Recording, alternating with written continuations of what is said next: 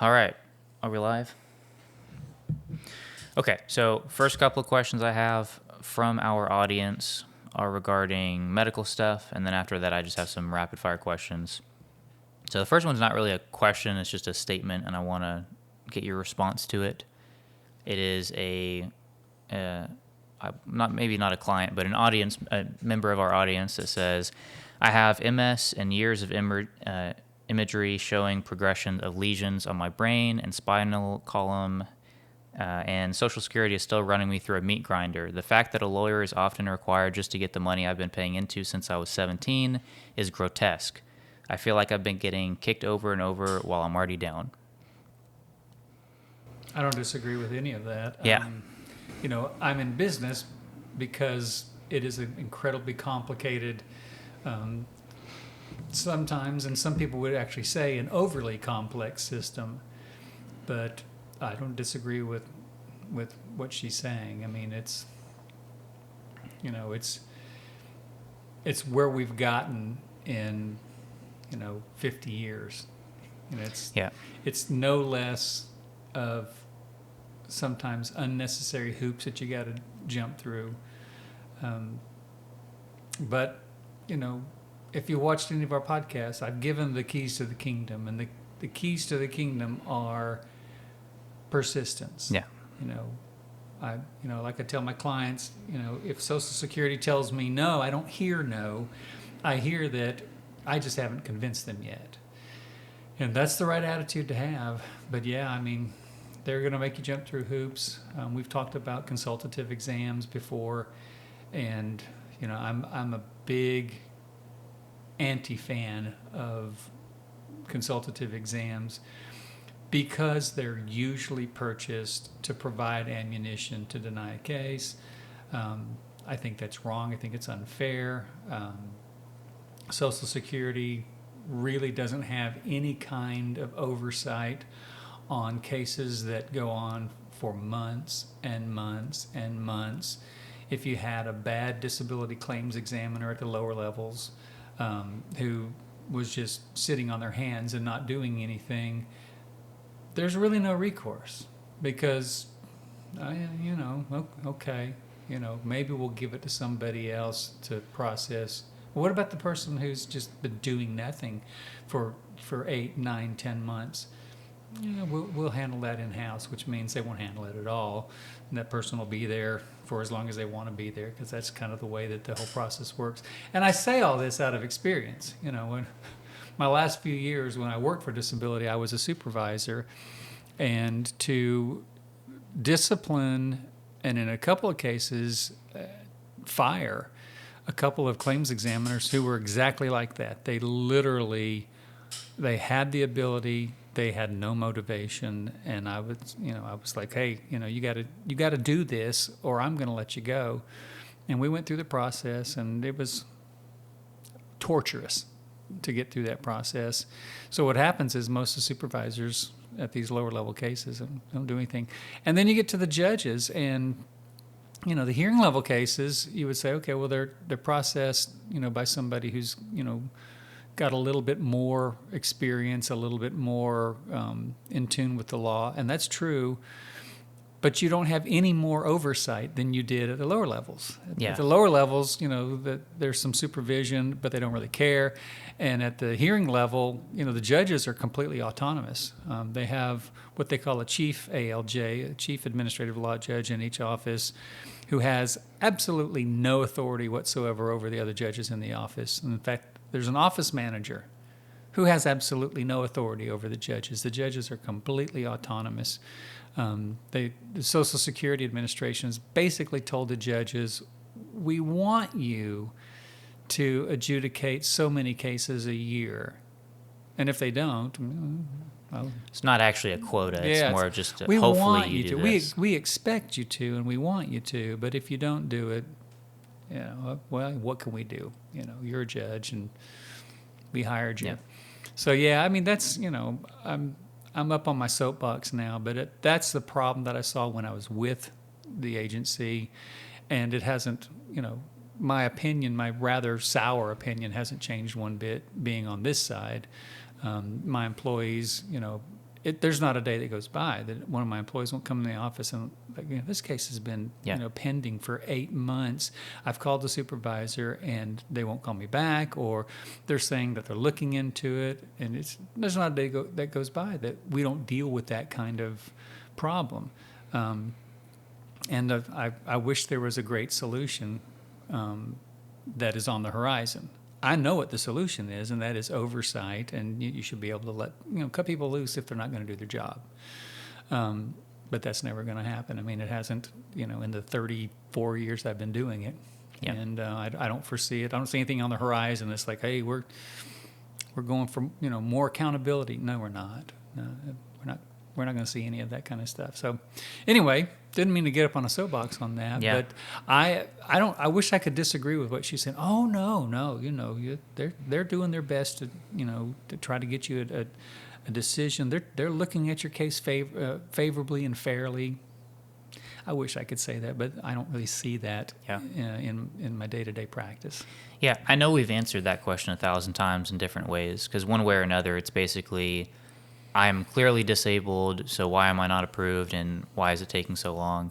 And the reason that I keep asking these questions and getting you to answer them and keep bringing them up is because that's the question, really. Sure. I mean, there's a lot of moving pieces to Social Security disability, but that's the main one, is when you're clearly disabled, but then you still have to go through this process that could be, multiple months or even years, and it's like, this is ridiculous. What's going on right now? Why is it taking so long? And so I make it a point to, especially when individuals ask questions like this about their own situation, I make a point to point that out and say, we hear you, and also we agree with you. Like, if you think you're in opposition to Social Security and the representatives, you're not. You're just in opposition to Social Security. Right. We're on your side. We completely agree with you. Yeah, and a lot of times, erroneously, but a lot of times it happens to where our clients do see us as part of the system. And I guess, in a very tangential way, we are part of the system, but we're the part of the system that's kicking against the system that's, not doing what they should be doing, and they're certainly not doing it quickly enough. I think every commissioner that every president has appointed, in the 34 years that I've been doing this, every one of them has dealt with a backlog problem either at the lower levels, a backlog problem at the hearing level. I think I told you, when I started doing what I do now, representing people, the wait time was 28 to 32 months for a hearing. It's a joke. Now, that's gone down dramatically, but, I mean, every commissioner has had to deal with that, and how do you deal with that? It's a staffing issue, yeah. It's a accountability for the staff that you have issue, yeah. I mean, there's just so many different components that it really becomes the perfect storm against the claimant. The claimant has to do it's interesting to me, and it's unfair. The claimant has to do everything that they're asked to do. An employee is not really put on the spot or held accountable to do everything they're supposed to do. A claimant has to do everything they're asked to do in a certain time frame, or they'll be denied. Social Security operates on what we'd like to get a case decided in 90 days. But if it's not, no big deal. We're not going to do anything about it. What about 180 days? Well, we're doing the best we can. Yeah. A claimant doesn't send in their ADL 414 days, denied. But wow, you guys are really, you guys are on it when it comes to deadlines for the claimant, but there's no deadline at all for the adjudication of a case at any level. I mean, people ask me, especially when we go to the appeals council, it's such a dark, mysterious place. Nobody knows what it is. Nobody knows where it is. Nobody knows, who actually works there, who actually looks at these cases. Nobody knows any of that. And I get a question about, well, how long is it going to take at the appeals council? I don't know. I'll send in a case and get a decision in 3 months, and I'll be waiting on a case that I sent in 2 years earlier, and I'm still waiting. We call them up. Well, we're working on it. So anyway, you got me started on something. No accountability. Yeah. No, I mean, it's a big bloated agency, and it does a lot of good. And believe it or not, there's not a whole lot of fraud. I mean, the studies that have been done, both inside and outside of the administration, like, you know, for an agency that does as much as it does, there's not a lot of fraud. That's not the problem. The problem isn't, you know, any kind of, you know, malfeasance that's going on the part of claimants or retirees or other people like that. The problem is probably a staffing issue, and then just a general kind of cavalier attitude towards adjudicating a case. We've talked about this before, and even though most hearings are done on phone now, I've always told my clients it's no accident that the hearing level is your best bet when you want to get your case favorably decided. Why is that? The initial level, you're just a stack of papers. Yeah. You're just a medical file. Recon, it's even the same thing, except now they have a denial earlier, usually by friends of theirs or colleagues of theirs, that they don't want to. Oh, well, you know, well, John's a good friend of mine, and you know, I don't want to make him look bad by reversing his decision. Rubber stamp. But the hearing level is it's no accident that it's your best bet to win, because even though we're on the phone now, it's still a personal contact where you get to talk. You get to actually say things. The judge can actually decide your credibility. Yeah, she's got MS, and she's been absolutely suffering. She's been suffering with this for a long time, and you know, I'm going to prove the case. There's no way that she could make it through an 8-hour workday.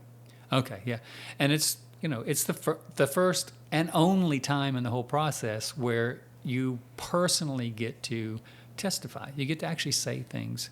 And when it was face to face, you know, we're going into the hearing office, you're looking the judge in the eyeball, and he or she are looking at you in the eyeball, and you get to actually, you know, make your case, and I get to make my argument.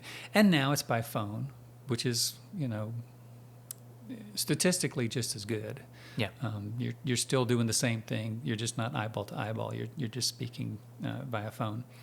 But yeah, I mean, I wish there was, you know, there was a magic wand that could be waved, but it's. Yeah. It is what it is, unfortunately. And that's the worst answer. Yeah, but. yeah. It's. I don't see it improving anytime. I mean, you know, I've had high hopes with some commissioners. One that was recently appointed, and he didn't last a year. He resigned on his own, but. You know, it is what it is. I mean, it's a. Like any government program, it is pushed about, kicked around by the winds of politics. And that is horrible for a disabled person. Absolutely horrible. Yeah, I just like to take every opportunity I get to remind the client that we have that we're helping out, or just someone that, you know, watches our podcast and comments something like this. I just like to use those opportunities to make it 100% clear that we agree that it should not take that long. It should not be that difficult to get an approval. We should be able to call Social Security and then they answer, not we're on hold for an hour and a half. We agree with all of that. So I like to take those opportunities, make that crystal clear that whatever you're complaining about Social Security, we pretty much completely agree with that. Yeah. And our answer is not satisfying. Our answer is just, it's an endurance game. It's persistence, like you said. Apply, and then it's going to be several months, and that's horrible, but it is. And then if they deny you, then that's ridiculous, but we're going to appeal it, and it's just endurance. You just, yeah, exactly. You know, nobody knows you like you. And so if you know there's no way that you could work, you just got to stick to your guns, but be prepared that you're going to get a lot of pushback, and there's going to be pain, and there's going to be delay, and that's in every case. I mean, I'm sure there are Aunt Bettys out there. I got my disability in 3 weeks. Oh, okay, I don't believe you, but I mean, okay. So you're 1% of 1% of 1%. Okay, you know that doesn't happen. But Okay, next question. They just cut my grandson off who is severe ADHD and has Asperger's. He definitely qualifies, and I need help appealing it. Can y'all help quick? Well, you had to add the quick part Yeah, in there. that's what it says. We can you help Can you quickly. quickly, yeah. But whether it's going to be adjudicated Yeah, quickly. we cannot expedite the case no matter what. Yeah. Yeah, it sounds like a CDR case. We talked that in Yeah. a few podcasts ago that they've cut him off. Maybe aged out of it. It could be, yeah. Yeah. When they hit 18, the criteria for disability changes. For kids, it's kind of a black and white criteria, whereas with adults, especially those of us in the representative community, we make our living in the gray. That's what I tell folks. We make our living in the gray because it's not black and white. We're arguing most of the time that, some of the medical records show that they could do this, but the preponderance of evidence, which just means like 51%, of the evidence, and that's, by the way, that is the disability standard that Social Security uses, preponderance. But the preponderance of evidence shows that they couldn't, do that. So we operate in the gray, trying to prove that that 51% or Yeah. better, that they can't, they couldn't make it through an 8-hour workday. Yeah, and then as far as ADHD and Asperger's, that's Yeah, ADHD it's pretty common. I'm not thrilled with an ADHD diagnosis. Asperger's or any other kind of autistic disorders, is a whole different ballgame though, because that, the spectrum testing is usually pretty definitive. ADHD, they're basically like, well, the child is unruly, and you'll get lots of information from teachers. You'll get lots of information from pediatricians. Is there structure in the home? Is there adequate discipline in the home? What kind of discipline? Is it too much? Are you hitting them? Or is it not enough? I've told you 10 times. I'm only going to tell you 10 more that Yes. you can't, no discipline as opposed to, borderline abuse. That's what they look at. And then, whereas autism, Asperger's, and other kind of spectrum disorders, medication it's not going to do anything. It's like intellectual deficits, the old MR diagnosis that they don't use anymore, but if they just replace it with intellectual deficit. If your IQ is 66, you can take all the medication no in the medication world. for Your that. IQ is still 66. Yeah. If you are having absolutely horrible time doing work because it doesn't make any sense to you, take all the medication that you want, you're not going to get any better at that. That's, so autism, intellectual deficits, learning disorders, things like that. Those things, when I see that, it's usually a much stronger case that I can make. Yeah. Yeah, so we can probably help out. I'll message her. That was a recent one, so I'll message her and talk to her a little bit more about that. See if we can do an intake. Okay, so those are the only two questions that are more specific on medical conditions, and then I have just some kind of miscellaneous ones. So this is when we were talking about like the ticket to work. I think we did a couple episodes. We were talking about that. This is a comment that just says, "Who do you talk to about the ticket to work?" So I guess if you're on disability and you want to do the ticket to work thing, but you don't really know where to start.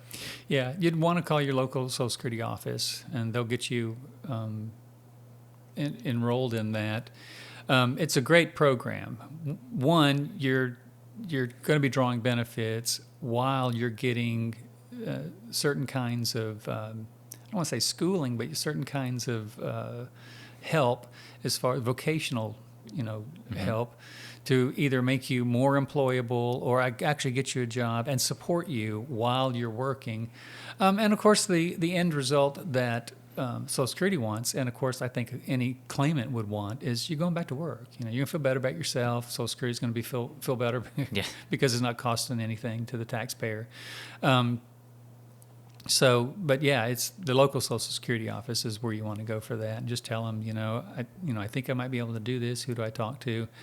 And they'll get the ball rolling. Is it pretty much just another type of like application that they do, or Yeah, it's form that you an fill out? interview. Okay. It's an interview process. It is severely underutilized, and I think that's because a lot of people don't know about it. They might think that, yeah, well, they're just wanting to stick me back to work so they can cut my benefits, and then 3 months I can't do it because my back is killing me, or I can't do it because I'm fighting with my supervisor all the time, and I got fired, and all my benefits are gone because I did this ticket to work program. That's not how it works. It's very much a support program.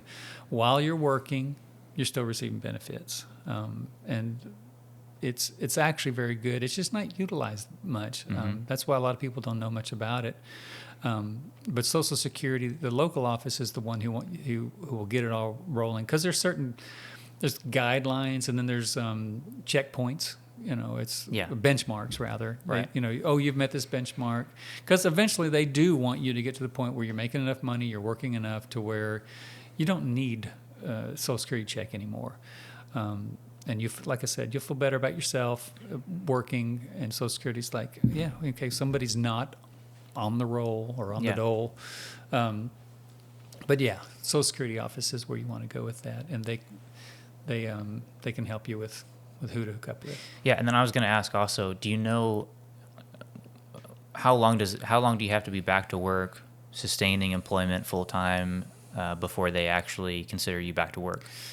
Well, like when does the ticket to work become you're actually just working and not receiving benefits? I'm not sure. I know in like a regular, I've returned to work. You're not in the program. You're not in the ticket to work program, because that is a specific program.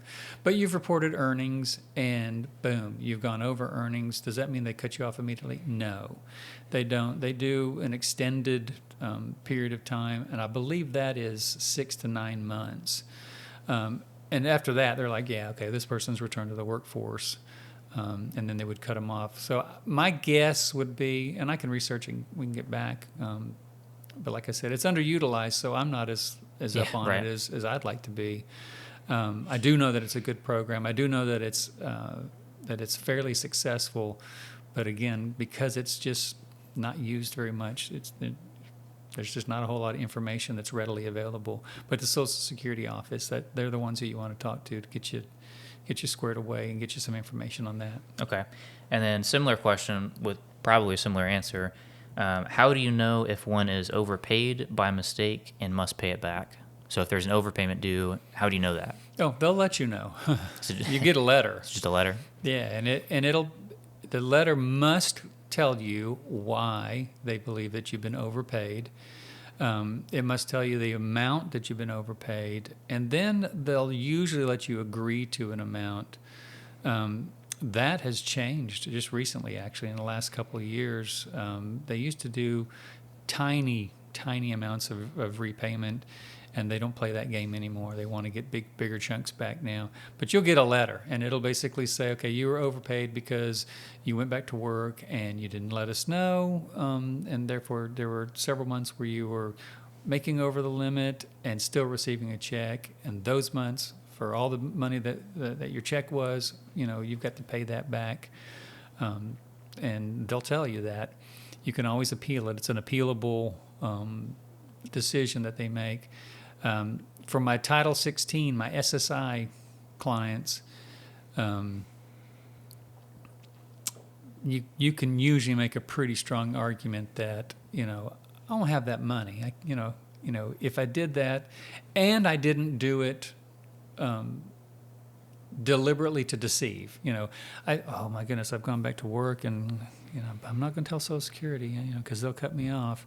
Okay, that's deliberate, and that's a different game, yeah. But you just went to work, and let's say that you're like, I want to try it, because disability consulting, my representative says you should always try, and we do always try. If you think you can work, you got to try it, and if it happens for you, then you tell Social Security, hey, I've gone back to work, and if it doesn't work for you, it makes it easier for me to prove your case.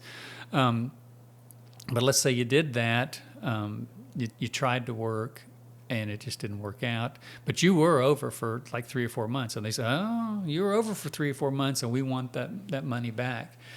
And my SSI clients, the SSI programs. It's part of the old welfare program. It's a needs based. That's why it has the income and resource limits. So you could make an argument. Okay, I don't have any money. I don't have any resources. How do you expect me to pay back this money? I request a waiver.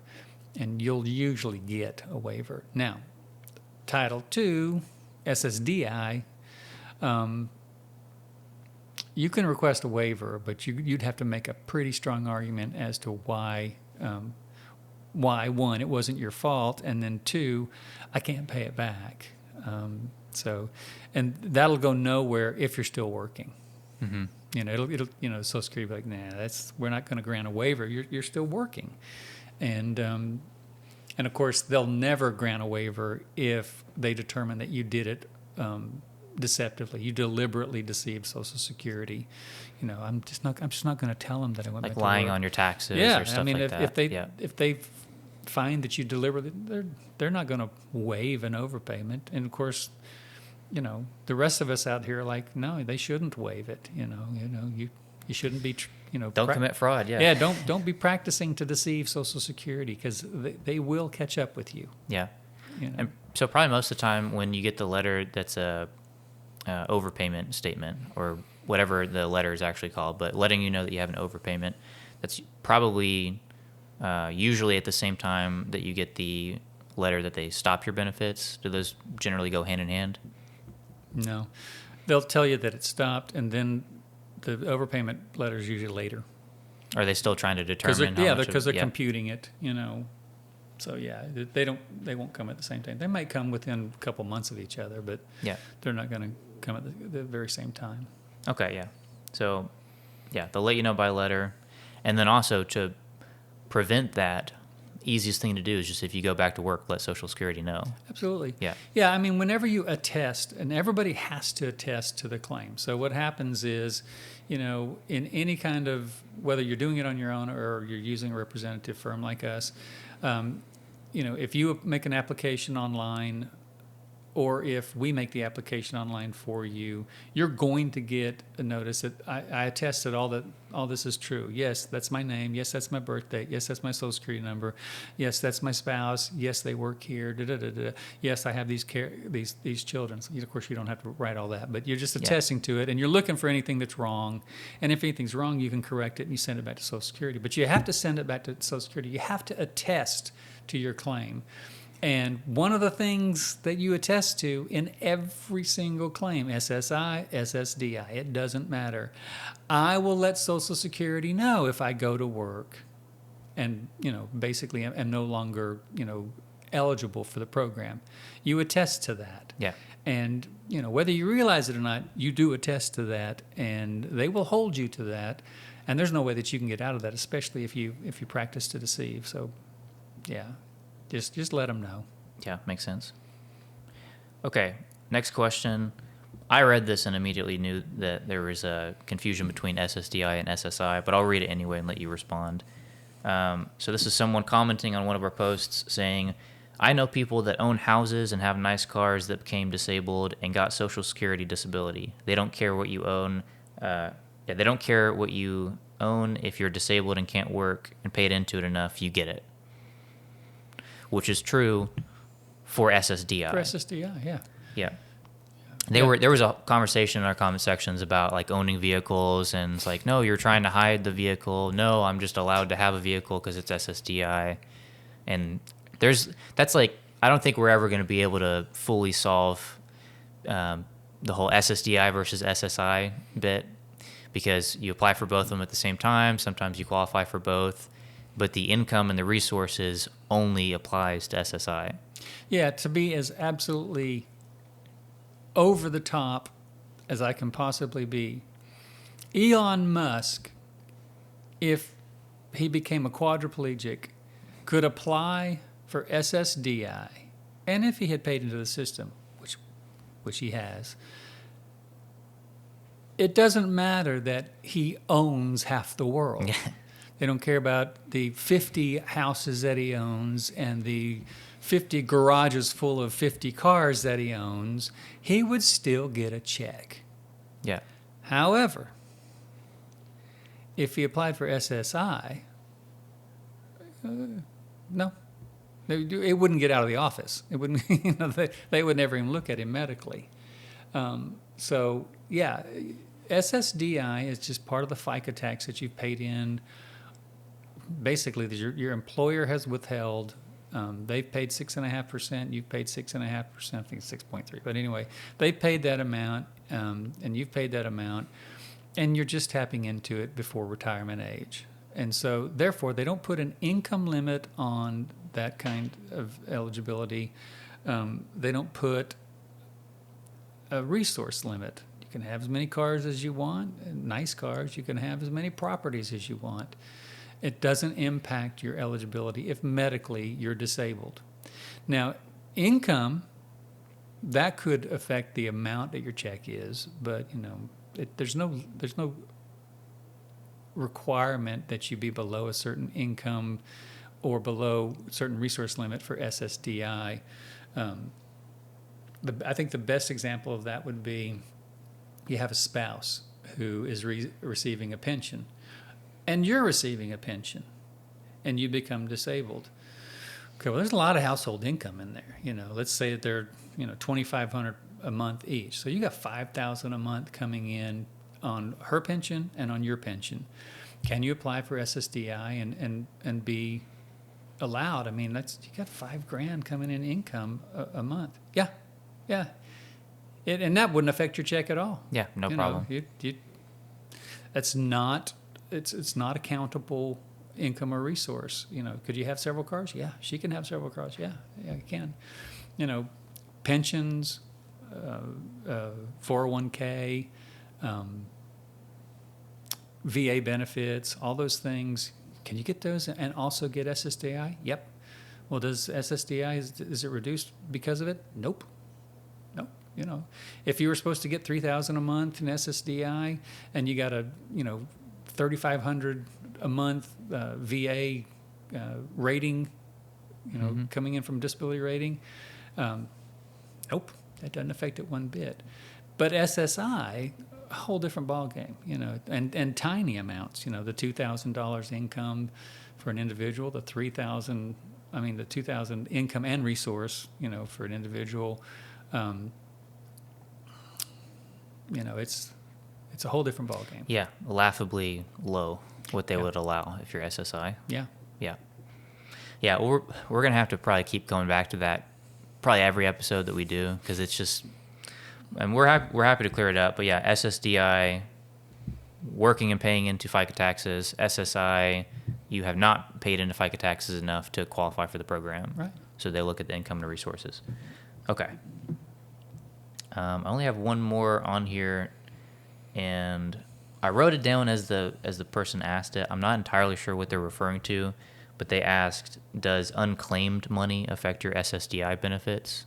And I guess that kind of goes into what we're talking about now, is like what would actually lower an SSDI benefit amount? Unclaimed. I don't know what they'd be referring to.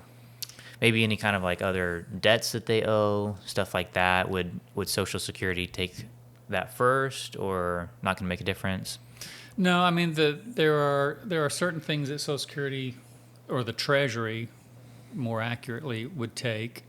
If you had a student loan debt and you got approved for benefits, they're gonna try to get all of that back. Child support, court-ordered child support. They're going to try to get all of that back. And then IRS, you owe $10,000 to the IRS and back taxes. And let's say that your back pay would be $10,000. Well, they're going to take all of it, and we're going to, as your representative, we're not going to get anything either. Yeah.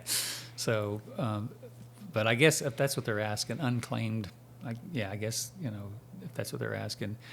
But those are the three that they do: the child support, student debt, and then IRS debt.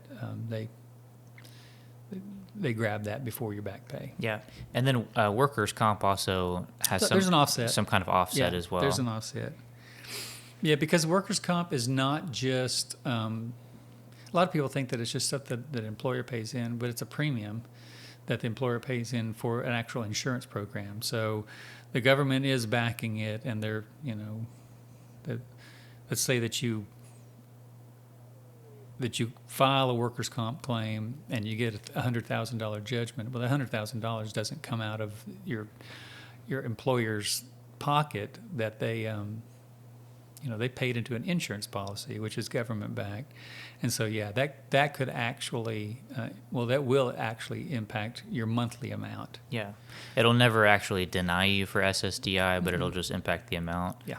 And then sometimes it'll impact the amount for several months, and then eventually it'll just, because workers' comp doesn't last forever generally for the monthly benefit, especially if there's like some kind of settlement. Right. So sometimes it'll take months or even a year for the workers' comp to kind of flesh out before Exactly. the SSDI. What we mostly see in workers' comp is there's a lump sum Yeah. that they've probably spent down or gone through before they even contact us, but they have medical coverage usually for life.